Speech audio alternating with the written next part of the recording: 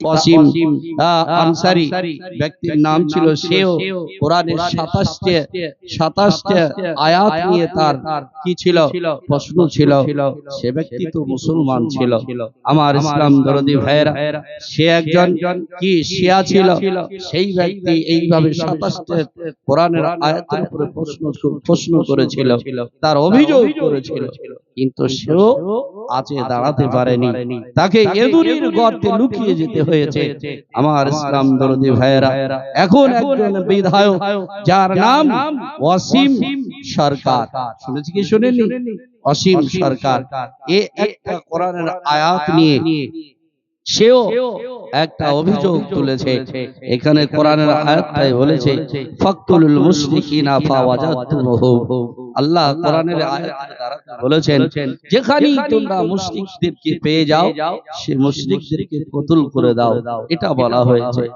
এই ওয়াসিম আখতার, এই ওয়াসিম সরকার একটা মুদখোর গোবরখোর লোক। এর সামান্য একটু ব্রেন, এ তো পড়াশোনাও জানে না, এই সামান্য একটু ব্রেনে এত এই কোরআন বুঝবেই বা কি করে, এ জানবেই বা কি করে?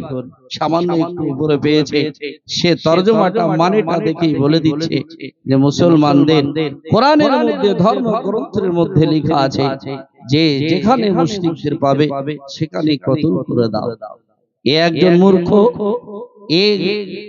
মূর্খ, এমনই মূর্খ। আল্লাহ পাক পবিত্র এই কোরআনের আয়াতটা কিছু খাস ব্যক্তির উপরে অবতীর্ণ করেছিলেন। বিশ্বনবী সাল্লাল্লাহু আলাইহি সাল্লামকে সেই সময় মুশরিকরা একটা চুক্তিবদ্ধ করেছিল, যেটা হুদায়ে সুলাইবিহা ছিল। সেই সুলাইবিহা চুক্তিতে কয়েকটা শর্ত বলে লেখা ছিল, তার মধ্যে এও একটা শর্ত বলেছিল, যে শর্তটার মধ্যে ছিল, হে মুহাম্মদ সাল্লাল্লাহু আলাইহি সাল্লাম, আপনার কাছে যে সমস্ত বেঈমানরা যাবে, ইসলাম গ্রহণ করবে, তাদেরকে আপনি আমাদের কাছে ফিরিয়ে দিবেন, ইসলাম কবুল করাবে না, আপনি আমাদের কাছে ফিরিয়ে দিবেন। আর আপনার কোন ব্যক্তি যদি আপনার দলের মানুষ, আপনার ইসলামের মানুষ যদি আমাদের কাছে আসে আর সে অমুসলিম হয়ে যায়, আমরা ফিরিয়ে দেব না। যাদের দল বেশি হয় তাদের গলাটা একটু উঁচু হয়, হয় কি হয় না? বিশ্বনবী নতুন নতুন সেই সময় কয়েকজন সাহাবী, কয়েকজন মুসলমান, বিশ্বনবী সেটা মেনে নিলেন। সাহাবায়ে কেরাম সেটা মানতে ইতস্তত করলেন।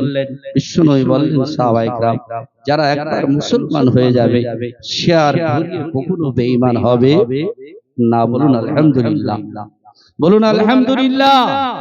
যে একবার মুসলমান হবে সে ঘুরিয়ে আর বেঈমান হবে না।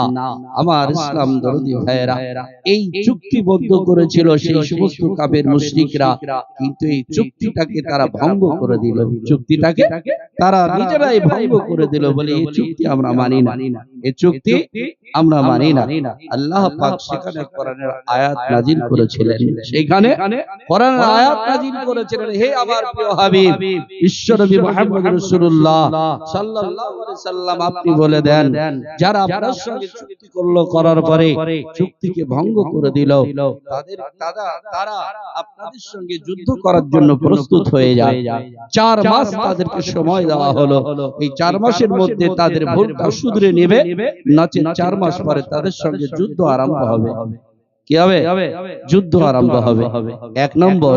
দ্বিতীয় নম্বর ছিল, ওই কাফের বেঈমানরা একটা জিনিসকে সমাধান করার জন্য, মীমাংসা করার জন্য বিশ্বনবীকে নিয়ে যে একটা জায়গাতে বসিয়েছিলেন, বিশ্বনবী বিচারক হিসাবে গিয়েছিলেন। সেই বিচারক হিসাবে যাওয়ার পর বিশ্বনবীকে উপর থেকে একটা পাথর ফেলে দিয়ে মারার চেষ্টা করা হচ্ছিল। আল্লাহ পাক ওই পাঠিয়ে বললেন, আমার প্রিয় হাবিব, আপনি ওইখান থেকে তাড়াতাড়ি উঠে আসুন, কারণ আপনাকে মারার চক্রান্ত করছে। তারা কি মারার চক্রান্ত করছে। আমার ইসলাম দরদি ভাইয়েরা, মুসা আলাইহিস সালাম কারুনকে অভিশাপ করেছিলেন। কেন? মুসা আলাইহিস সালাম এই কারুনের কাছে মাল চাইলেন, যাকাত চাইলেন, কারুন যাকাত দিল না, ইসলামের আইনকে উল্লঙ্ঘন করলো, মানলো না। কারণ শুধু তাই নয়, মুসা আলাইহিস সালাম যতদিন বেঁচে থাকবে কারণ মনে করলে আমার পিছু ছাড়বে না, হিসাবে একে মালের হিসাব দিতেই হবে, অতএব একে আমার পিছন থেকে সরাতে হবে, একে আমার পিছন থেকে সরাতে হবে। তাই কারণ সেই সময়কার একজন রাখাল মহিলাকে একজন বাঁদিকে সাজিয়ে একটা রাখালকে দিয়ে সেই বাঁদির পেটে গর্ভ তৈরি করে দিল, অর্থাৎ বাঁদির সঙ্গে মেলামেশা করে তার পেটে সন্তান আসলো, আর সেটাকে মুসা আলাইহিস সালামের নামে উইল করতে চাইলো। বলে কথা বলে মুসা আলাইহিস সালামের সঙ্গে উইল করতে চাইলো। মুসা আলাইহিস সালাম কে আল্লাহ পাক জানায়া দিলেন। সেই সময় মুসা আলাইহিস সালাম আর থামতে না পেরে আল্লাহ পাকের কাছে বদ্ধ করেছিলেন, কারণ আজ পর্যন্ত এমনকি কিয়ামত পর্যন্ত মাটির তলে নামতেই থাকবে সে, কারণ আর নিজের মাল ছিল নেমে যাবে। আমার ইসলাম দরদি ভাইয়েরা, ঠিক তেমনি আল্লাহর নবীকে যখন তারা মারার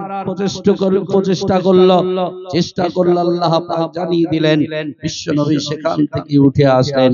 আমার ইসলাম দরদি ভাইয়েরা, এই জন্য আল্লাহ পাক এই আয়াতটা অবতীর্ণ করেছিলেন, কিছু খাস ব্যক্তির জন্য আল্লাহ পাক এই আয়াতটা অবতীর্ণ করেছিলেন। কিন্তু এই মূর্খর গোবরখোর কোরআন বুঝে না, যার কারণে এই গোবরখোর বলল যে মুসলমানদের কোরআনে যেটা লেখা আছে এটা সমস্ত বেঈমানদেরকে যেখানেই দেখবে সেখানেই মেরে দাও। এই গোবরখোরকে আমি বলতে চাই, যদি তাই হতো এই ভারতবর্ষে 700 থেকে 800 বছর মুসলমানরা রাজত্ব করেছিল, যদি তাই হয়ে যায় তাহলে মুসলমানরা যদি যেখানে বেঈমান মুশরিকদের দেখতে পাবে সেখানেই যদি মারতো, তাহলে এই ভারতবর্ষে একটা মুসলমানও ওষুধ করব বলে পাওয়া যেত? কথা বলছেন না কেন? একটা করেও যদি মারতো সেই সময় মাসে একটা করেও যদি মারতো, তাহলে 6টা থেকে 7টা মুসলমানদের বাদশা গুজরিয়েছে, তারা মারতে মারতে সমস্ত বেঈমানরা শেষ হয়ে যেত, কোনো বেঈমান থাকতো না। আল্লাহ পাক দ্বিতীয় আয়াতে 7 নম্বর আয়াতে সূরা তাওবা 7 নম্বর আয়াতে বিশ্ব নবীকে যেমন জিহাদের ঘোষণা দিয়েছিলেন, ঠিক তেমনি 7 নম্বর আয়াতে আল্লাহ পাক বলেছেন যে কোনো বেঈমান যদি তোমার কাছে আশ্রয় চায়, তোমার কাছে পানা চায়, তোমার কাছে সুরক্ষা চায়, তাহলে তুমি তাকে সুরক্ষা দাও, তাকে পানা দাও, তাকে আশ্রয় দাও। আল্লাহ পাক 7 নম্বর আয়াতে বলে দিয়েছেন। বোঝা গেল যে এটা মুসলমানদের এই ধর্ম গ্রন্থকে আসলে এরা আসলে কি করতে চায়? বদনাম করতে চায়, দুর্নাম করতে চায়। দুর্নাম যতই করুক না কেন, দলের দল মানুষ মুসলমান হতেই থাকবে, কারণ এই কোরআনের দায়িত্ব আল্লাহ পাক নিজে নিয়েছেন। কোরআন আল্লাহ পাক নিজে, এই কোরআনকে আল্লাহ পাক নিজে হেফাজত করবেন। সারা দুনিয়ার মানুষ যদি একদিকে হয়ে যায়, আর কোরআন যদি একদিকে হয়ে যায়, তাহলে সারা দুনিয়ার মানুষ শেষ হয়ে যাবে, তাদের প্রচেষ্টা শেষ হয়ে যাবে, তাদের চেষ্টা সব শেষ হয়ে যাবে, বিফল চলে যাবে, কিন্তু কোরআন কিয়ামত পর্যন্ত থাকবে। আমার ইসলাম দরদি ভাইয়েরা, কারণ কোরআন যতদিন পৃথিবীতে আছে ততদিন পৃথিবীতে সত্য বেঁচে আছে। কোরআন যতদিন পৃথিবীতে আছে ততদিন দুনিয়াতে মুসলমান আছে। কোরআন যেদিন থাকবে না, দুনিয়াতে মুসলমান থাকবে না, আর সেই দিন দুনিয়া সারা পৃথিবী থাকবে না, সেই দিন সারা পৃথিবী ধ্বংস হয়ে যাবে। বলি সুবহানাল্লাহ। আল্লাহ পাক বললেন সারা পৃথিবী অতদিন পর্যন্ত থাকবে, অতদিন পর্যন্ত সারা পৃথিবী থাকবে, যতদিন পর্যন্ত পৃথিবীর কোনা কোনা থেকে একজন আল্লাহ বলনেওয়ালা, একজন আল্লাহর পবিত্র নামের জপ জিকির করবে, ততদিন পর্যন্ত সূর্য পূর্ব দিকে উদিত হবে আর পশ্চিম দিকে অস্তমিত হবে, ততদিন পর্যন্ত সারা পৃথিবী ঠিক থাকবে। আল্লাহর ফেরেশতা বললেন, ওগো আল্লাহ, সারা পৃথিবী কতদিন পর্যন্ত থাকবে বলুন? আল্লাহ পাক বললেন, ততদিন পর্যন্ত সারা পৃথিবী থাকবে, যতদিন পর্যন্ত আমার আল্লাহ বলতে বলা একজন ব্যক্তি সারা পৃথিবীতে যতদিন থাকবে, ততদিন পর্যন্ত সারা পৃথিবীর প্রত্যেকটা নিয়ম বজায় থাকবে, প্রত্যেকটা নিয়ম, প্রত্যেকটা জিনিস সারা পৃথিবীর ঠিক থাকবে, সারা পৃথিবী থাকবে। যেদিন আল্লাহ আল্লাহ বলনেওয়ালা একজন ব্যক্তি পৃথিবীতে থাকবে না, সেই দিন সারা পৃথিবী ধ্বংস হয়ে যাবে, সারা পৃথিবী সেই দিন ধ্বংস হয়ে যাবে, আর পৃথিবীতে কিছুই থাকবে না, আর পৃথিবীতে কিছুই থাকবে না। আমার ইসলাম দরদি ভাইরা, যার জন্য আমি বলতে চাই, মুসলমান দুনিয়ার জমিনে কেমন ব্যক্তি, মুসলমান কারে বলা হয়, মুসলমান কারে বলা হয়? একজন ব্যক্তি হচ্ছে মুসলমান ঠিক তেমন যেমন একটা জামাই বিবাহ করতে গিয়েছি, যার বাড়িতে বিবাহ হবে, পাত্রের বাড়ি জামাই পাত্র গিয়েছে, আমার ইসলাম দরদি ভাইরা, ওই পাত্রর সঙ্গে যে সমস্ত বরযাত্রী গুলো যায়, যে সমস্ত গাড়িতে বরযাত্রী গুলো যায়, পাত্রর জন্য যেমন সম্মান করা হয়, তাদের জন্য আদর করা হয়, কার জন্য? পাত্রর জন্য।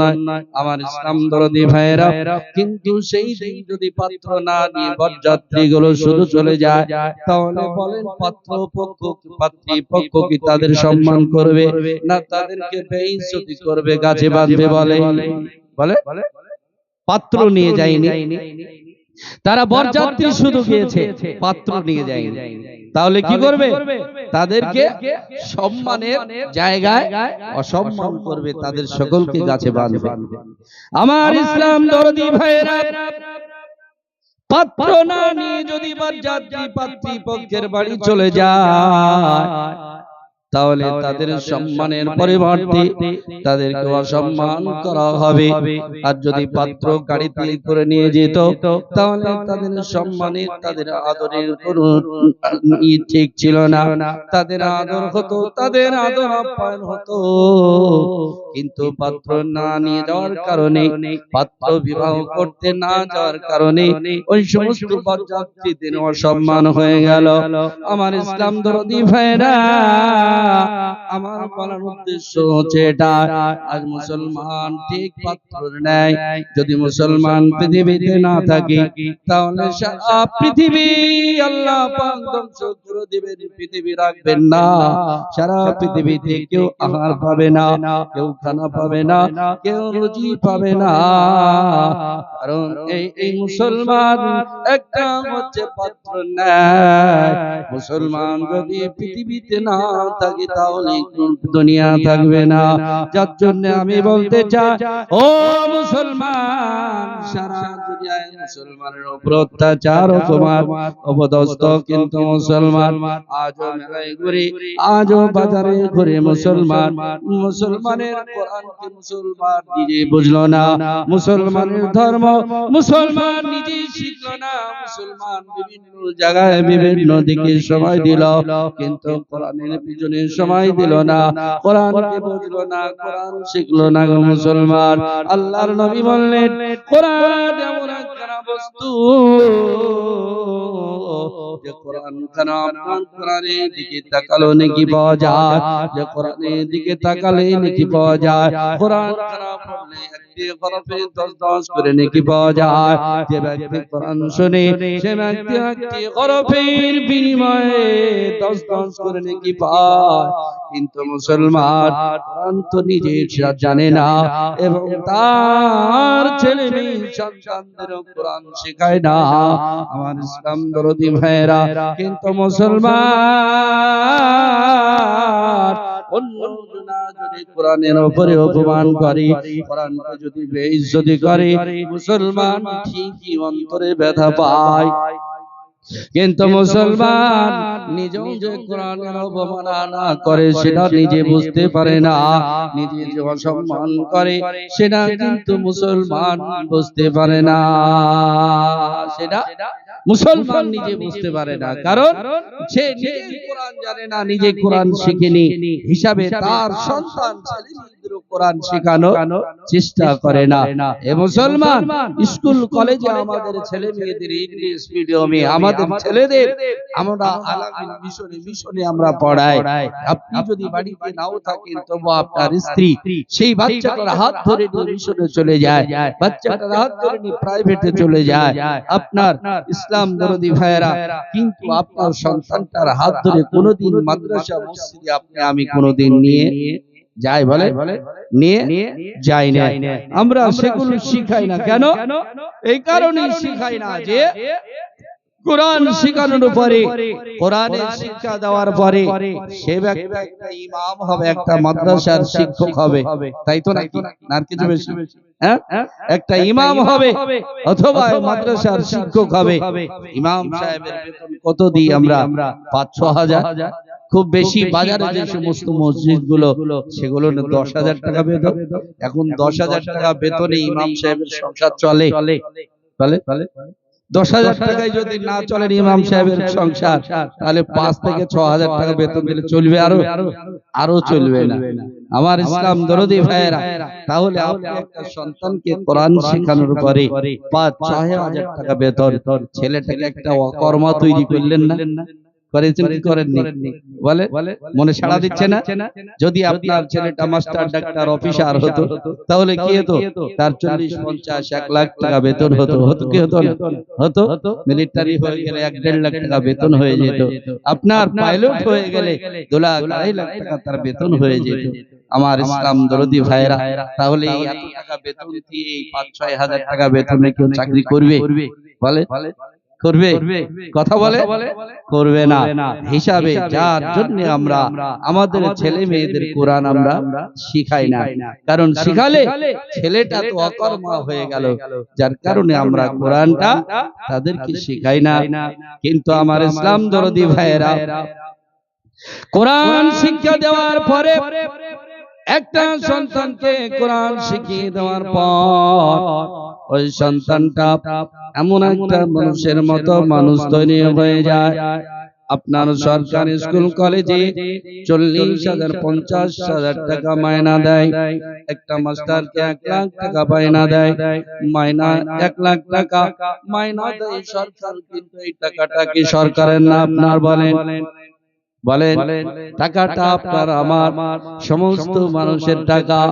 1 লাখ টাকা বেতন দেয়, 50,000 টাকা দেয়, কিন্তু এখানে কোনোদিন আমাদের ব্যথা লাগে না, এখানে কোনোদিন কষ্ট হয় না। কিন্তু মসজিদের ইমামের বেতন যদি 5,000 টাকা থেকে যদি কেউ একসঙ্গে 7,000 টাকা করে দেয়, ব্যথা লাগে কি লাগে না? কষ্ট হয়। আপনার মাদ্রাসার শিক্ষকদের বেতন আপনার 10 থেকে যদি 15 হয়ে যায়, তাহলে কত মানুষের টোন কাটাকাটি শুরু হয়, কত মানুষ ঠাট্টা বিদ্রুপ করে, কত কথা বলে, কত কষ্ট হয়। কিন্তু 50,000 টাকা 1 লাখ টাকা বেতন সরকার দেয়, দেওয়ার সত্ত্বেও যে ছেলেগুলো তৈরি হয় স্কুল কলেজ থেকে, যে সমস্ত ছেলেগুলো বেরিয়ে আসে, সেই ছেলেগুলো সমাজে আসার পর কুকর্ম করতে থাকে, সেই ছেলেগুলো সমাজে বেরিয়ে আসার পর চোর হয়ে যায়, ডাকাত হয়ে যায়, কারণ সরকার তো তাদেরকে খাটাতে পারে না। পারে? চাকরি বাকরি আছে বলে? এই ছেলেটা স্কুল কলেজে, সেই ছেলেটা ছোট্ট থেকে পড়াশোনা করার পর সে না জানে চাষের কাজ, না জানে রাজমিস্ত্রির কাজ, না জানে আরো বিভিন্ন যে সমস্ত কাজ, এই সমস্ত কাজগুলো জানে না, তাহলে সেই ছেলেটা কি করবে বলেন? কি করবে? তার তো টাকা পয়সা দরকার আছে, রোজগারের দরকার আছে না? আছে। যার জন্য আজকে আমাদের দেশের সরকার কি করছে? আমাদের দেশের সরকার মাস্টারের জায়গায় মাস্টার নিয়োগ না করে প্যারা টিচার নিয়োগ করছে, 10-12 হাজার টাকায় হয়ে যাচ্ছে। একটা কথাই বলে, ছাগল দিয়ে জমাড়া হয় কোনোদিন? বলেন, কথা বলে, ছাগল দিয়ে জমাড়া হয় না, একটা কথাই বলে। তাহলে যাকে দিয়ে মারা দরকার, গরু দিয়ে বা আরো মোষ দিয়ে, যে কোনো জিনিস দিয়ে জমাড়া দরকার, তাই দিয়ে মারতে হবে। ছাগল করলে জব পড়বে না। আমার ইসলাম দরদি ভাইয়েরা, আগেকার মানুষ মলন ঘোরাতো, সেই সমস্ত মানুষরা জানে, কিন্তু এখনকার বাচ্চারা ছেলেদেরকে মলন বললে আর বুঝতে পারবে? পারবে না। আমার ইসলাম দরদি ভাইরা, এখন স্কুল কলেজে আর পড়াশোনা তেমন নাই, যার জন্য ছোট ছোট ছোট ছোট সমস্ত মিশন গুলো তৈরি হচ্ছে। কেন প্রাইভেট শিক্ষা প্রতিষ্ঠানগুলো, কেন পাবলিক শিক্ষা প্রতিষ্ঠানগুলো কেন তৈরি হচ্ছে? কারণ একটাই, সেটা হচ্ছে স্কুল কলেজে পড়াশোনা তেমন হয় না। কারণ ছাগল দিয়ে জমাড়লে তো তাই হবে, পয়সা দিবেন অল্প আর কাজ দিবেন মেলা, তাহলে তো হবে না। হবে হবে না। যেমন খরচ তেমন কাজ, যেমন খরচ তেমন কাজ। আমার ইসলাম দরদি ভাইরা, ঠিক তেমনই আপনার থানাতে যান, থানাতে দেখা যাচ্ছে যে দুটো তিনটে বাবু আছে, আর বাদ বাকি সব সেবিক দিয়ে চালাচ্ছে। কি দিয়ে? সব সেবিক দিয়ে চালাচ্ছে। তাহলে কাজ তো ওরকমই হবে। হবে কি হবে না? হবে। আমার ইসলাম দরদি ভাইরা, যার জন্য আমি বলতে চাই, সেই সমস্ত লাখ লাখ টাকা খরচ করার পর স্কুল কলেজ বানানো হয়েছে, আর স্কুল কলেজে শিক্ষা দেওয়ার পর যখন ওই সমস্ত ছেলেদের চাকরি নাই, বাকরি নাই, কোনো জায়গা নাই, তখন ওই সমস্ত ছেলেগুলো বাধ্য রোজগারের জন্য চোর হয়ে যায়, ডাকাত হয়ে যায়, মদখোর হয়ে যায়। ওই সমস্ত ছেলেগুলো পতিতালয়ে যেতে শুরু করে। আমার ইসলাম দরদি ভাইয়েরা, কোরআন এমন একখানা কিতাব, কোরআন এমন একখানা গ্রন্থ, যে কানটার রস খাইয়ে দিলে, যে শিক্ষাটা দিলে, এই কোরআন যে ব্যক্তি শিক্ষা পেয়ে গেল, ওই ব্যক্তি আলেম হয়ে যাওয়ার পর, ওই ব্যক্তি আলেম হাফেজ হয়ে যাওয়ার পরে, ওই ব্যক্তি চোর হতে পারে না, ডাকাত হতে পারে না, চিন্তাই হতে পারে না, ওই ব্যক্তি মদ খেতে পারে না, ওই ব্যক্তি একটা আলেম পতিতালয়ে কখনো যেতে পারে না। পারে? পারে না। আমার ইসলাম দরদি ভাইরা, যার জন্য কোরআনের এমন একটা শিক্ষা, যে কোরআনের শিক্ষা পেলে আল্লাহ পাকের নবী বিশ্ব নবী বললেন, খায়রুকুম মান তাআল্লামাল কুরআনা ওয়া আল্লামাহু। আল্লাহর নবী বললেন, তোমাদের মধ্যে ওই ব্যক্তি সর্বোত্তম উৎকৃষ্ট ব্যক্তি, যেই ব্যক্তি, ওই যে ব্যক্তি নিজে কোরআন শিখলো এবং অপরকে কোরআন শিক্ষা দিল। আল্লাহর নবী বললেন, যে ব্যক্তি তোমাদের মধ্যে নিজে কোরআন শিখলো আর অপরকে শিক্ষা দিল, সেই ব্যক্তি সর্বোত্তম ব্যক্তি হয়ে গেল, সেই ব্যক্তি সর্বজ্ঞানী হয়ে গেল। মুসলমানগণ, যার জন্য আমার ইসলাম দরদি ভাইরা, আপনার আমার ছেলে মেয়েদের কোরআন শেখাতে হবে, দ্বীন শেখাতে হবে, দ্বীনের সম্বন্ধে জ্ঞান দিতে হবে। আমার ইসলাম দরদি ভাইরা, আজ আপনি যদি আল্লাহ পাক পবিত্র কোরআনের মধ্যে বলেন, ইয়া আইয়ুহাল্লাযীনা আমানু কু আনফুসাকুম ওয়া আলাইকুম নারা, আল্লাহ পাক বলেন, আমার প্রিয় হাবিব, আপনি নিজে জাহান্নামের আগুন থেকে বেঁচে যান এবং আপনার আত্মীয় স্বজনকে বাঁচিয়ে নেন। বিশ্ব নবীকে স্বয়ং আল্লাহ পাক বললেন, আমার প্রিয় হাবিব, আপনি জাহান্নাম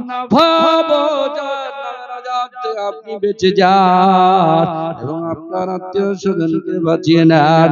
আমার ইসলাম দরদি ভাইরা, আপনি নামাজ পড়েন কিন্তু আপনার সন্তান নামাজ পড়ে না, আপনি নামাজ পড়েন, আপনার বিবি নামাজ পড়ে না, বলে বলে সে আমরা বারংবার তাদেরকে বলে থাকি, আমার সন্তানকে বলি নামাজ পড়তে কিন্তু নামাজ পড়ে না, আমার বিবিকে বলি নামাজ পড়তে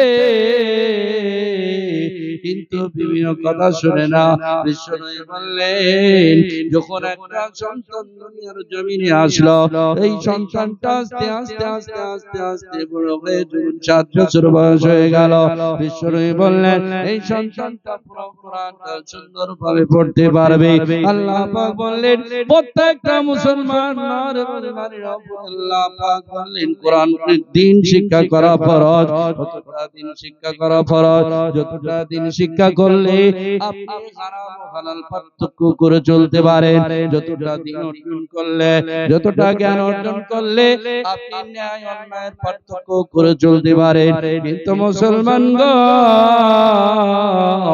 আপনার মধ্যে কোনো ন্যায় অন্যায় নাই, আপনার সন্তানের মধ্যে কোনো ন্যায় অন্যায় নাই গো, যার জন্য আপনিও দ্বীন জানেন না, আপনার সন্তানকে দ্বীন শেখালেন না। যার জন্য আপনার আমার দিন শেখা দরকার। আল্লাহর নবী বললেন, তোমরা যদি ছোট্ট অবস্থা থেকে যদি বাচ্চাদের দিন শিখিয়ে দাও, এই বাচ্চাটা আপনার ছেলেটাকে ইংলিশ পড়তে নিষেধ নাই, মানা নাই, ইতিহাস পড়তে মানা নাই, ভূগোল পড়তে মানা নাই, আপনার ছেলেটা ইঞ্জিনিয়ার হতে মানা নাই, আপনার ছেলেটা হাকিম উকিল মুক্তার হতে মানা নাই, আপনার ছেলেটা সব হবে, কিন্তু আপনাকে পক্ষান্তর দিনটা মাস্ট লাগবে। কিন্তু দিনটাকে আমরা অর্ডিনারি মনে করেছি, আর দুনিয়ার জ্ঞানটাকে আমরা কম্পালসারি মনে করেছি। দুনিয়ার জ্ঞানটাকে আমরা কম্পালসারি মনে করেছি। কেমন? আমার ইসলাম দরদি ভাইয়েরা, কোরআন না শিখলে, দিন না শিখলে আপনার আমার কোনো অসুবিধা হয় না, কোনো চিন্তা হয় না। কিন্তু যদি ইংলিশ না শেখা যায়, বাংলা ইতিহাস ভূগোল না শেখা যায়, তাহলে আপনার আমার মাথা ব্যথা হয়, আপনার আমার কষ্ট হয়। ছেলেটা মূর্খ, কিছুই জানে না, কিছুই বোঝে না, বলি কি বলি না বলি। আমার ইসলাম দরদি ভাইয়েরা, এপার দিয়ে বাংলা ওপার বাংলায় চলে যাবেন। বিশ্বনবী বললেন, কোন আলিমান আও মুতাআল্লিমান আও মুত্তাবিআন লাহু আও মুহিব্বান লাহু ওয়ালা তাকুনুল খামিসা। আল্লাহর নবী বললেন, তোমরা আলেম হয়ে যাও, তোমরা আলেম হয়ে যাও, কিন্তু আলেম হওয়া তো সবারই দ্বারাই সম্ভব নয়। সম্ভব কথা বলে, সবারই দ্বারা আলেম হওয়া সম্ভব না।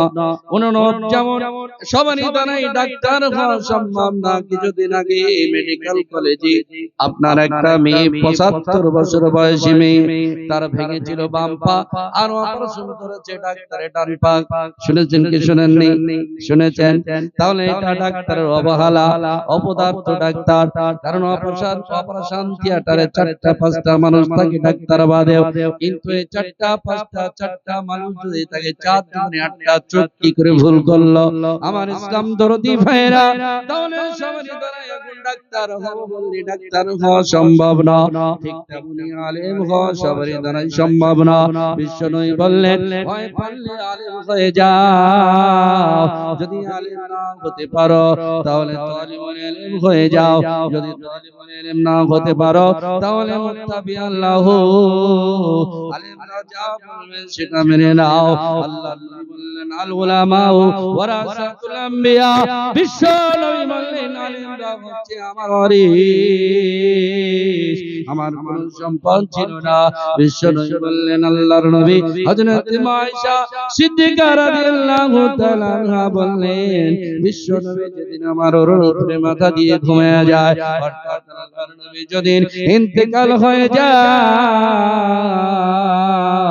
সেই দিন আমাদের বাতিতে তেলও ছিল না বাতি জ্বালানোর মতো। আমার ইসলাম দরদি ভাইয়েরা গো, তারপর আল্লাহর নবী বললেন, আল উলামা ওয়ারাসাতুল আম্বিয়া। আল্লাহর নবী বললেন, আলেমরা হচ্ছে আমার ওয়ারিস। বোঝা গেল বাতিতে তেল পর্যন্ত আল্লাহর নবীর ইন্তেকালের সময় ছিল না। তাহলে আল্লাহর নবী কোনো মাল ছেড়ে যান না, আল্লাহর নবীর কোনো মাল ছিল না, কিন্তু আল্লাহর নবী বললেন, আলেমরা হচ্ছে আমার ওয়ারিস, আলেমরা হচ্ছে আমার ওয়ারিস। ও মুসলমান, আল্লাহ বললেন, আমার ওয়ারিসরা, আমার সন্তান যারা ওয়ারিস। ওয়ারিস কাদের বলা হয়? যারা সন্তান ব্যক্তি মরে যায়, ওই ব্যক্তির যে সমস্ত সন্তানরা থাকে, স্ত্রী পুত্র ছেলে মেয়ে থাকে, তাদেরকে ওয়ারিস বলা হয়। তার সন্তান তাদেরকে ওয়ারিস বলা হয়। আমার ইসলাম দরদি ভাইরা, যদি আলেমরা নবী দিন সন্তান ওয়ারিসজাত সন্তান না, তবুও কিন্তু আল্লাহর নবী বললেন, আল উলামা ওয়ারাসাতুল আম্বিয়া, দিনের ওয়ারিস, দিনের ওয়ারিস। আল্লাহর নবীর কাছে আল্লাহর প্রদত্ত কোরআন কিতাব ছিল, সেই কিতাব আলেমরা শিক্ষা অর্জন করে তারা ওয়ারিস হয়ে গেছে। আমার ইসলাম দরদি ভাইরা, আল্লাহর নবী বললেন, তোমরা বলে আলেম হয়ে যাও, যদি আলেম হতে না পারো তাহলে তোমরা তালিবুল ইলম হয়ে যাও, যদি তালিবুল ইলম না হতে পারো মুত্তাবিআন লাহু, যা আলেমরা যে কথা বলে ওই আলেমদের কথাগুলো মেনে নাও। আলেমদের কথাগুলো মেনে নাও, আলেমদের কথা তো মানা দূরে থাক। আজ আমরা আলেমদের চায়ের দোকানে বসে বিরোধিতা করি কি করি না? বলে আলেমদের বিরোধিতা করি। আল্লাহর নবী বললেন, আল্লাহর নবী বললেন যে একটা হক্কানি আলেমের সঙ্গে দেখা করলো, একটা হক্কানি আলেমের সঙ্গে সাক্ষাৎ করলো, সে যেন বিশ্ব নবী বললেন, সে যেন আমি বিশ্ব নবীর সঙ্গে সাক্ষাৎ করলো। একটা হক্কানি আলেমের সঙ্গে যে মুলাকাত করলো, সে যেন আমি বিশ্ব নবীর সঙ্গে মুলাকাত করলো। ও মুসলমানগণ, আল্লাহর বললেন আলেমদের কথাগুলো মেনে নাও, আলেমদের বিরোধিতা করো না, আলেমদের অসম্মান করো না, আলেমদের কথাগুলো তোমরা মেনে নাও। বিশ্বনবী বললেন যদি আলেমদের কথাগুলো না মানতে পারো, 3 নাম্বার হয়ে গেল। 4 নাম্বার বিশ্বনবী বললেন, 4 নাম্বার হচ্ছে এটা, মুহিব্বাল্লাহ, আলেমদের ভালোবাসো, আলেমদের মহব্বত করো, আলেমদের মহব্বত করো। ও মুসলমান, আলেমদের মহব্বত করতে বলেছি। ফাতাকুল খামিসা, 4 নম্বর পর্যন্ত ঠিক আছে, 5 নম্বর ব্যক্তি হয় না। ওয়ালা তাকুল খামিসা, 5 নম্বর দলের ব্যক্তি হয় না। 5 নম্বর দলের ব্যক্তি হয়ে গেলে ফাতুনিক, তুমি ধ্বংস হয়ে যাবে, তুমি বরবাদ হয়ে যাবে, দুনিয়াতে তুমি ধ্বংস হয়ে যাবে। ও মুসলমানগণ,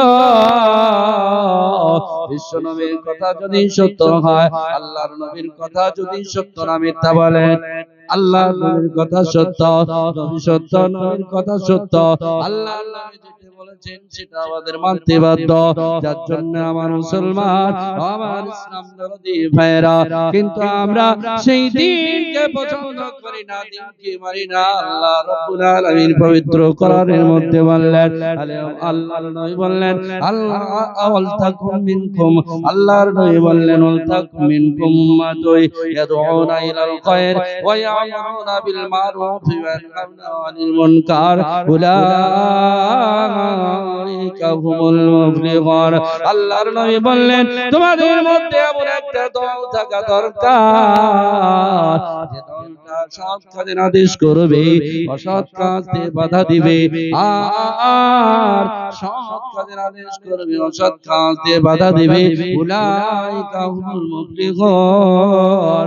আল্লাহ রাব্বুল আলামিন বলেন কাল কিয়ামতের মাঠে তারাই হবে কামিয়াবি, তারাই হয়ে যাবে কামিয়াবি। আল্লাহ রাব্বুল আলামিন পবিত্র কোরআনের মধ্যে বললেন যারা সৎ কাজের আদেশ করবে, অসৎ কাজে মানুষকে বাধা দিবে, তারাই কাল কিয়ামতের মাঠে সফল কামজামাত, অর্থাৎ তারাই কামিয়াবি হবে। আল্লাহ পাক পবিত্র কোরআনের মধ্যে বললেন ইন্নাদ দীনা ইনদাল্লাহিল ইসলাম। দুনিয়ার মধ্যে হাজারো ধর্ম আছে, হাজারো পথ আছে, হাজারো ধর্ম আছে। আল্লাহর নবী বললেন আমার কাছে একটাই মাত্র ধর্ম, যেটা হচ্ছে ইসলাম, যার নাম হচ্ছে ইসলাম। আপনার নাম মুসলমান কে রাখলো? আপনি মুসলমান নামটা কোথায় পেলেন? আপনার বাপ দাদা পূর্বপুরুষ কেউ নাকি আপনার নামটা মুসলমান রেখেছে? আপনি বলুন না, আপনি বেনিফিট করে মুসলমান পেয়েছেন। আল্লাহ রাব্বুল আলামিন বললেন ও বান্দা শুনে নাও, তোমার মালিক আমি আল্লাহ, তুমি হচ্ছে আমার গোলাম, আমি আল্লাহ পাক তোমার নামটা ওয়াসাম্মাকুমুল মুসলিমুন, তোমার নামটা আমি আল্লাহ পাক মুসলমান রেখেছি। বলি সুবহানাল্লাহ। আমি আল্লাহ পাক মুসলমান রেখেছি। দিন শিক্ষা করা, আমরা দিন শিক্ষা না করে কতটা ব্যর্থ হয়েছি, দিন শিক্ষা না করে কতটা ভুল করেছি। আমার ইসলাম দরদি ভাইরা, একটা ছোট্ট উদাহরণ দিয়ে এক্সাম্পল দিলে বুঝতে পারবেন। আপনি এপার বাংলা, এপার থেকে ওপার বাংলা যাবে, ওপার বাংলা যাওয়ার পথে আপনাকে সমুদ্রে পার হতে হবে, যার জন্য একটা নৌকায় চাপা লাগবে, স্টিমারে চাপা লাগবে, লঞ্চে চাপা লাগবে, নচেত আপনি যাওয়া আপনার দ্বারা সম্ভব নয়। ঠিক তেমনি আপনি এপার থেকে ওপার বাংলা যাওয়ার জন্য একটা আপনি লঞ্চে চেপেছেন, একটা স্টিমার নৌকায় চেপেছেন। এই দিন ওই নৌকাতে যখন এপার বাংলা থেকে 3 জন ব্যক্তি এপার থেকে ওপার বাংলা যাওয়ার জন্য জন্য যখন নদীর কূলে গিয়েছে, নদীর কূলে যাওয়ার পরে দেখে একটা নৌকা রয়েছে, একটা লাশ রয়েছে, একটা লঞ্চ রয়েছে। এই তিনজন ব্যক্তির মধ্যে একজন ছিল ইঞ্জিনিয়ার, একজন ছিল ডাক্তার, একজন ছিল মাস্টার। এই তিনজন ব্যক্তি নৌকায় চেপে গেল। এই নৌকায় চেপে যাওয়ার পর মাঝি ভাই নৌকাটা চালাতে চালাতে আস্তে আস্তে যায়, কিন্তু মানুষ এক জায়গায় একজন দুইজন হয়ে গেলে মানুষ আর চুপ থাকে না। মানুষ তাদের বিগত জীবনের গল্পগুলো করতে থাকে, যে কোনো কথা অপরের সঙ্গে বলতে থাকে। ঠিক তেমনি ইঞ্জিনিয়ার ডাক দিয়ে বললেন, মাঝি ভাই বলো তুমি কি ইঞ্জিনিয়ারিং পাস করেছো নাকি? মাঝি ভাই বলল, ইঞ্জিনিয়ার সাহেব আমার ইঞ্জিনিয়ার পাস করার কোন সময়, আমি তো স্কুল কলেজে যাই নাই, আমি তো স্কুলের ধাপি পর্যন্ত চিনি না, কোনদিন স্কুল কলেজে আমি যাই না। বলে আমার ইঞ্জিনিয়ার পড়ার কোনো আমার সৌভাগ্য হয় না। মাস্টারের ছেলে মাস্টার হয়ে যায়, মাস্টার নিজের ছেলেকে পড়াশোনার মধ্যে লিপ্ত রাখে, হিসাবে কখনো কখনো মাস্টারের ছেলে মাস্টার হয়ে যায়, প্রফেসরের ছেলে কখনো কখনো প্রফেসর হয়ে যায়, ডাক্তারের ছেলে ডাক্তার মনে করে আমার মতো আমার সন্তানটাকে আমার দিয়ে বড় ডাক্তার বানাবো। আলেমের ছেলে আলেম মনে করে আমার থেকে আলেম ভালো আলেম বানাবো। একটা রাজমিস্ত্রি, যে ব্যক্তি রাজমিস্ত্রি মনে করে আমার ছেলেটাকে ভালো করে আমি হাতে নিয়ে কাজ শেখাবো, আমার ছেলেটা যেন আমার দিয়ে ভালো মিস্ত্রি হয়ে যায়। ও মুসলমান গো, তাই মাঝি ভাই ডাক দিয়ে বললেন, ও ইঞ্জিনিয়ার ভাই, আমার বাপ ছিল মাঝি, আমার দাদা ছিল মাঝি, আমিও সন্তান, বাপের সন্তান, বাপের সঙ্গে থেকে থেকে আমি নৌকা চালানোর কাজ শিখেছি, জীবনে কোনোদিন স্কুল কলেজে যাই না। বলে আমি ইঞ্জিনিয়ারিং কোনোদিন শিখি না। ইঞ্জিনিয়ার ডাক দিয়ে বলল, মাঝি ভাই তোমার জীবনটা চারানা মাটি করে দিয়েছ। কি চারানা মাটি করে দিয়েছ? ডাক্তার বললেন, ডাক দিও মাঝি ভাই, বলো তুমি কি ডাক্তারি পাস করেছো, ডাক্তারি শিখেছো? বলে না, আমি ডাক্তারি পড়ি না, স্কুল কলেজে জীবনে কোনোদিন যায় না। ডাক্তারটা উত্তর দিয়ে বলল, মাঝি ভাই তোমার জীবনটা তুমি আটানা নষ্ট করে দিয়েছ, তোমার জীবনটা আটানা মাটি করে দিয়েছ। মাস্টার, সেই মাস্টার ডাক দিয়ে বলল, মাঝি ভাই বলো তুমি কি মাস্টারি পাস করেছো? বলে না, আমি মাস্টারি পড়ার সুযোগ কোথায় পেলাম, জীবনে স্কুল কলেজে যাই না, আমি মাস্টারি পড়ি না, আমার মাস্টারি শিক্ষা করা হয় না, আমি মাস্টার হতে পারি না। মাস্টার বলল, তোমার জীবনটা 12 আনা মাটি হয়ে গেছে। কত থাকলো? 1 টাকার মধ্যে 12 আনা চলে গেলে কত থাকে? কথা বলেন, বলে 4 আনা থাকে। কথা বলেন না, কি ব্যাপার আপনারা কথা জানেন নাকি? এটা তো উত্তর হাউ করে। সুবহানাল্লাহ। 4 আনা বাকি থাকলো। তারপরে যখন নৌকাটা আস্তে আস্তে বাইতে বাইতে যাওয়ার পর সমুদ্রের মাঝামাঝি গিয়েছে, একটা ঝড়ো হাওয়া শুরু হলো, বিশাল প্লাবন শুরু হলো, ঝড়ো হাওয়া শুরু হলো। মাঝি ভাই ডাক দিয়ে বলেন, ও ইঞ্জিনিয়ার ভাই এমন ঝড়ো হাওয়া, এমন ঝড়ো হাওয়া শুরু হয়েছে, আমার জীবনটাই সমুদ্র কূলে কেটে গেল, সমুদ্র বুকে কেটে গেল।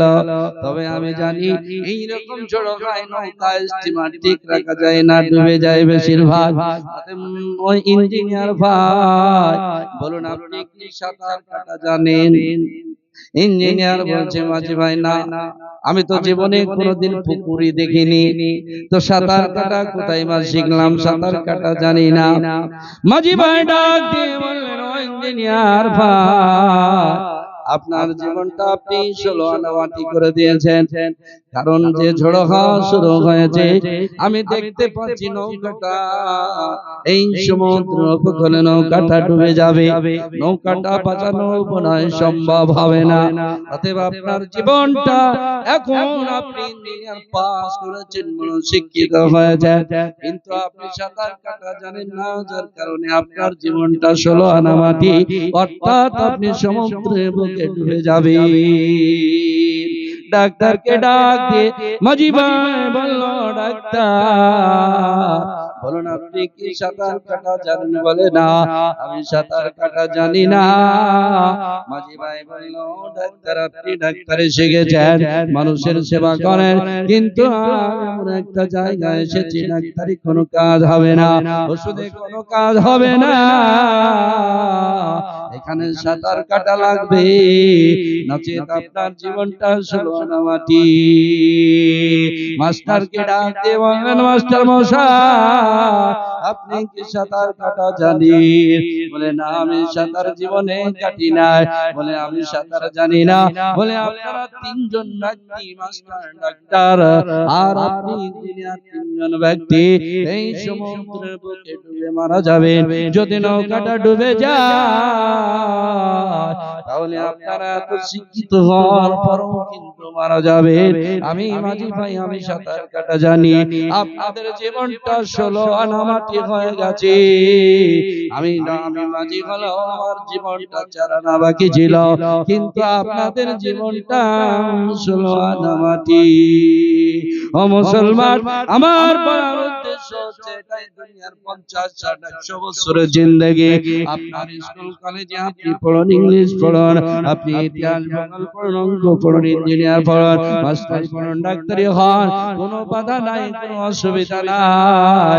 কিন্তু আপনি যদি কোরআন হাদিস না জানেন, এই দুনিয়ার 50, 60, 100 বছরের জিন্দেগি, এই দুনিয়ার জিন্দেগিটা আসলে আপনার জিন্দেগি নয়, আসলে আপনার জিন্দেগি নয়।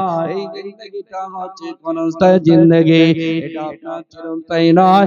আপনার চিরস্থায়ী জিন্দেগি হচ্ছে পরকাল। এটা আপনার জন্য মুসাফিরখানা, এটা আপনার জন্য সফরখানা। মানুষ আপনার দেশ থেকে বিদেশে বিভিন্ন কাজের জন্য মানুষ যায়, এখানে যাওয়ার পর 1 মাস, 2 মাস, 6 মাস, বছর পরে মানুষ ফিরে চলে আসে। মানুষ সেখানে চিরজীবন থাকতে চায় না। ও মুসলমান গো, বিশ্ব নবী দুপুর বেলায় কাইলুলা করেন, ঘুমান। কোন একজন সাহাবী বিশ্ব নবীর কাছে গেলেন, আর বিশ্ব নবী বললেন, বিশ্ব নবী বিছানা থেকে উঠে আল্লাহর নবী বসলেন, বিশ্ব নবীর পিঠের উপরে অনেকগুলো পাটির দাগ বসে আছে। সাহাবায়ে কেরাম বললেন, ইয়া রাসূলুল্লাহ, ইয়া হাবিবাল্লাহ, নবী গো আপনি আল্লাহর কাছে দোয়া করুন, আপনি দুনিয়ার বাদশা, দুনিয়ার বাদশা, আপনি এত সম্মানী, তারপরও কেন আপনার এইরকম অবস্থা? নবী, আল্লাহর নবী বললেন, আল্লাহ দুনিয়ায় আমাকে গরিবের সঙ্গে বসবাস করাও, আপনি আমাকে পরকালে কিয়ামতের দিন গরিবের সঙ্গে ওঠাবে, আর কিয়ামতের মাঠে জান্নাতে আমাকে গরিবের সঙ্গে আমাকে জান্নাতে অর্ডার করবে। ও মুসলমান, বিশ্ব নবী মুহাম্মদ রাসূলুল্লাহ সাল্লাল্লাহু আলাইহি সাল্লাম, বিশ্ব নবী মুহাম্মদ রাসূলুল্লাহ সাল্লাল্লাহু আলাইহি সাল্লাম, তিনি এই সময় যখন উঠলেন আর নবীজির পিঠের উপরে যখন দাগ বসে গেল, সাহাবায়ে কেরাম বললেন, ইয়া রাসূলুল্লাহ, ইয়া হাবিবাল্লাহ, আপনার জন্য কি একটা গাদলা গদির ব্যবস্থা করে দিব? আল্লাহর নবী বললেন, ও সাহাবায়ে কেরাম, না না, আমার জন্য কোনো গাদলা গদির ব্যবস্থা করতে হবে না। বিশ্ব নবী বললেন, সাহাবায়ে কেরাম বলো, তোমরা দেশে বিদেশে যখন যাও, একটা মানুষ ট্রেনে বাসে চলতে চলতে আজ 3 বাস হয়েছে, আপনার প্লেন হয়েছে, বিভিন্ন ভাবে মানুষ রাস্তায় যাতায়াত করে, কিন্তু মুসলমান গো সেই দিন 3 বাস কোন প্লেন ছিল না। মানুষ দেশে বিদেশে হেঁটে যেত, দেশে বিদেশে গাধার পিঠে চড়ে যেত, ঘোড়ার পিঠে চড়ে যেত, উটের পিঠে চড়ে যেত, হাতির পিঠে চড়ে যেত। ও মুসলমান গো, বিশ্ব নবী মুহাম্মদ রাসূলুল্লাহ সাল্লাল্লাহু আলাইহি সাল্লাম বললেন, ও সাহাবায়ে কেরাম, রাস্তায় একটা মানুষ চলতে চলতে চলতে চলতে যখন মানুষটা ক্লান্ত হয়ে যায়, ওই মানুষটা যখন এলে যায়, ওই মানুষটা তখন কোনো গাছতলা পাঁচতলায় বসে যায়, কোনো স্টেশনে বসে যায়। আর বসে যাওয়ার পর ওই ব্যক্তির যখন নিদ্রা চলে আসে, ঘুম চলে আসে, ওই ব্যক্তির কিছুক্ষণ ঘুম পাড়ার পর ওই ব্যক্তি যখন ওঠে, বলো ওই ব্যক্তির পিঠের তলায়, ওই ব্যক্তির গায়ের তলায়, ওই ব্যক্তির কি সেখানে কোনো গাদলা গদির ব্যবস্থা থাকে, কোনো তোষক পালঙ্ক কি ব্যবস্থা থাকে? সাহাবায়ে কেরাম বললেন, নবী গো, সেইখানে কোনো গাদলা গদি থাকে না, সেইখানে কোনো পালঙ্ক থাকে না, কাঠ পালঙ্ক থাকে না। বিশ্বনবী বললেন, ও সাহাবায়ে কেরাম বলো, সেইখানে কেন কোনো গাদলা গদির ব্যবস্থা থাকে না? আল্লাহর নবীকে বললেন, ইয়া রাসূলুল্লাহ, ইয়া হাবিবাল্লাহ, ওই ব্যক্তি একদিন, দুদিন, 5 দিন, 10 দিন, 1 মাস, 2 মাস, 6 মাস, বছরের জন্য গিয়েছে, ওই ব্যক্তি সেখানে থাকবে না। সেখান থেকে ব্যক্তি রিটার্ন আসবে, আপন স্থানে আপন বাড়িতে চলে আসবে, যার জন্য সেখানে কোনো গাদলা গদি থাকে না। আল্লাহ বললেন, ও সাহাবায়ে কেরাম, ঠিক তেমনি এটা আমার দুনিয়াটা তোমার আমার জন্য, একটা মুসলমানের জন্য এটা হচ্ছে তেমনি সফরকাল, এটা হচ্ছে তেমনি একজন মুসাফির, সেইখানে এই দুনিয়াতে তার জন্য কোনো গাদলা গদির ব্যবস্থা থাকবে না, কারণ এটা হচ্ছে সফর। আল্লাহ পাক ডাক দিলেই চলে যেতে হবে। আল্লাহ পাক তোমাকে যখন ডাক দিবে তখনই তোমাকে চলে যেতে হবে, এই দুনিয়া ত্যাগ করে চলে যেতে হবে। ও মুসলমান, এই দুনিয়াটা আসলে আপনার চিরস্থায়ী জিন্দেগি না, এই দুনিয়াটা হচ্ছে ক্ষণস্থায়ী জিন্দেগি। পরকাল আপনার জন্য চিরস্থায়ী জিন্দেগি, পরকাল আপনার জন্য কঠিন, আপনার জন্য পরকাল বড় কঠিন। আল্লাহ তাআলা বললেন সাহাবায়ে কেরামকে, আল্লাহর নবী রাস্তা দিয়ে যেতেছেন, আর যেতে যেতে বিশ্ব নবী একটা পুকুরে, একটা নর্দমা, একটা গর্তে আল্লাহর নবী কয়েকদিনের একটা মরা ছাগলের বাচ্চা রাস্তার পাশে পড়ে আছে। আল্লাহর নবী ওই মরা বাচ্চাটা ওঠানোর পর আল্লাহর নবী সাহাবীদের ডাক দিয়ে বললেন, ও সাহাবায়ে কেরাম, এই বাচ্চাটা তোমাদেরকে 5 দিরহাম আমি মূল্য দেব, তোমরা কেউ নেবে? সাহাবায়ে কেরাম বললেন, নবী গো, এই বাচ্চাটা আমরা কেউ নেব না। আল্লাহর নবী বললেন, 3 দিরহাম নেব, তোমরা কেউ নেবে? বলে না। আল্লাহর নবী বললেন, 2 দিরহাম নেব, বলে তোমরা কেউ নেবে? বলে না। আল্লাহর নবী বললেন, বাচ্চাটা তোমাদের এমনি দিতে চাই, তোমরা কি নেবে? সাহাবায়ে কেরাম বললেন, ইয়া রাসূলুল্লাহ, ইয়া হাবিবাল্লাহ, এই বাচ্চাটা আমরা কেউ নেব না, কেউ নেব না। আল্লাহর নবী বললেন, ও সাহাবায়ে কেরাম, বলো তোমরা বাচ্চাটা কেন নেবে না? আল্লাহর নবী সাহাবায়ে কেরাম বললেন, ইয়া রাসূলুল্লাহ, ইয়া হাবিবাল্লাহ, নবী, এই বাচ্চাটা কয়েকদিনের মরা বাচ্চা, এই বাচ্চাটার চামড়া তারাও কোনো কাজ হবে না, এই বাচ্চাটার চামড়াটা এত কাঁচা, এত কাঁচা, এত নরম, এত নরম, এই চামড়াটা খেলে বাচ্চা চামড়া দ্বারা তো কোনো কাজ হবে না, অতএব তার জন্য আমরা বাচ্চাটা নিতে চাই না। আল্লাহর নবী বললেন, সাহাবায়ে কেরাম, বলো আমি এমন কেন করলাম, একটু তোমরা বলো। সাহাবায়ে কেরাম বললেন, আল্লাহু আ'লামু ওয়া রাসূলুহু, ওগো আল্লাহর নবী, আপনি এবং আল্লাহ বেশি জানেন, আল্লাহ এবং আল্লাহর রাসূল ভালো জানেন, এই ব্যাপারে কিসের জন্য করলেন? নবী গো, আপনি একটু আমাদের খুলে বলে দেন। আল্লাহর নবী বললেন, এই জন্য করলাম, তোমরা যেমন বাচ্চাটা তোমাদেরকে পয়সা চাইলাম, নিতে চাইলে না, তোমাদেরকে আমি 3 দিরহাম বললাম, নিতে চাইলে না, বাচ্চাটা এমনি দিতে চাইলা, তোমরা নিতে চাইলে না কেন?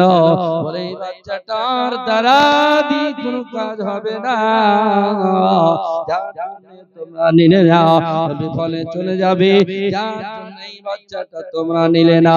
ঠিক তেমনি বিশ্ব নবী বললেন, ঠিক তেমনই দুনিয়াটা, এই দুনিয়াটার যারা পরিমাণ দাম নেই, কোনো মূল্য নাই যতক্ষণ পর্যন্ত এই দুনিয়াতে আসার পরে তুমি দুনিয়াতে যাওয়ার পরে পরকালের কাজ না করতে পারবে, পরকাল তুমি বানিয়ে না নিতে পারবে, ততক্ষণ পর্যন্ত দুনিয়াটা আসা তোমার বিফলে হয়ে যাবে।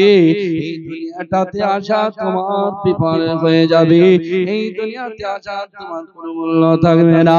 বিশ্বনবী যখন হেরাত আল্লাহর নবী কি করতেন, তওয়াফ করতেন, হযরতে মা খাদিজাতুল কুবরা রাদিয়াল্লাহু তাআলা আনহা খাবার নিয়ে 6.5 মাইল রাস্তা প্রতিদিন হযরতে মা খাদিজা আল্লাহর নবীর কাছে নাস্তা নিয়ে যেতেন। আল্লাহর নবীর উঁচু পাহাড়, সেই লম্বা পাহাড়ে মা খাদিজাতুল কুবরা রাদিয়াল্লাহু তাআলা আনহা হামাগুড়ি দিয়ে আল্লাহর নবীর কাছে উঠে যাচ্ছেন। আল্লাহর নবী হযরতে মা খাদিজা রাদিয়াল্লাহু তাআলা আনহা কি ডাক দিয়ে দেখে মুচকি হাসেন। হযরতে মা খাদিজা আল্লাহর নবীকে ডাক দিয়ে বললেন, নবী গো, আপনি আমাকে দেখে কেন হাসছেন গো নবী বলেন। আল্লাহর নবী বললেন, খাদিজা, তুমি আসার আগে আমার কাছে আল্লাহর ফেরেশতা জিবরাইল এসেছিল, আর জিবরাইল আসার পর আমি বিশ্ব নবীকে বললেন, ওগো আল্লাহর নবী, এখন আপনার জন্য মা খাদিজা আপনার জন্য নাস্তা নিয়ে আসছেন গো নবী। আল্লাহর নবীকে হযরত জিবরাইল আলাইহিস সালাম ডাক দিয়ে বললেন, ওগো আল্লাহর নবী, আল্লাহ পাক হযরত মা খাদিজা কুবরা রাদিয়াল্লাহু তাআলা আনহাকে আল্লাহ পাক নিজের সালাম জানিয়েছেন। ওগো আল্লাহর নবী,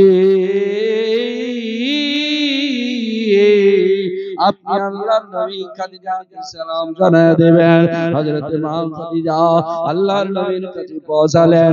আল্লাহর নবী বললেন, ও খাদিজা, তোমার হামাগুড়ি দিয়ে হাঁটাকে আমি দেখে হাসি নাই, আল্লাহ পাক তোমাকে সালাম জানিয়েছেন খাদিজা।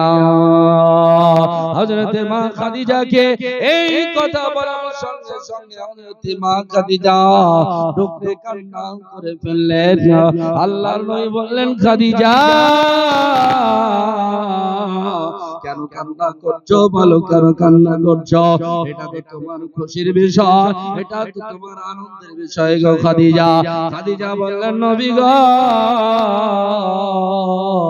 আমি এই জন্য কান্না করি, আমার নারী জীবনটা দুনিয়াতে আসা আজকে আমার জন্য সার্থক হয়ে গেল। আমার জন্য দুনিয়াতে আসা আমার নারী জীবনটা সার্থক হয়ে গেল। বলে কেন? যে আল্লাহ পাক পরকালের দরকার, আসলে দুনিয়াটা আসল নয়, পরকালটা আমার আসল। পরকালে আল্লাহ পাক আমার উপরে খুশি হয়েছেন, আমার উপরে রাজি হয়েছেন বলে আল্লাহ পাক আমাকে স্বয়ং সালাম দিয়েছেন। ওগো আল্লাহর নবী, আল্লাহর সালামের জবাব কিভাবে উত্তর দিতে হয় আমি খাদিজা জানি না। আমার তরফ থেকে আপনি আমার সালামের জবাবটা, আমার উত্তরটা আপনি জানায়া দেবেন। ও মুসলমান গো, বিশ্ব নবী মুহাম্মদুর রাসূলুল্লাহ সাল্লাল্লাহু আলাইহি সাল্লাম হযরত আল্লাহর নবী কালেমা প্রচার করে যখন বাড়িতে ফিরতেন, হযরতে মা খাদিজা কুবরা রাদিয়াল্লাহু তাআলা আনহা আল্লাহর নবীকে যেই দিন একটা মুসলমান হয়ে যেত, আল্লাহর নবী বললেন, খাদিজা, আজ একজন ব্যক্তি আমার মতে আজ মুসলমান হয়েছে। হযরতে খাদিজা আল্লাহর নবীকে উৎসাহিত দিয়ে আনন্দ দিয়ে বলতেন, ওগো আল্লাহর নবী, আপনার মতো পৃথিবীর জমিনে কোনো পুরুষ নাই, আপনার মতো সতী মানুষ, আপনার মতো সুন্দর মানুষ, আপনার মতো মহান ব্যক্তি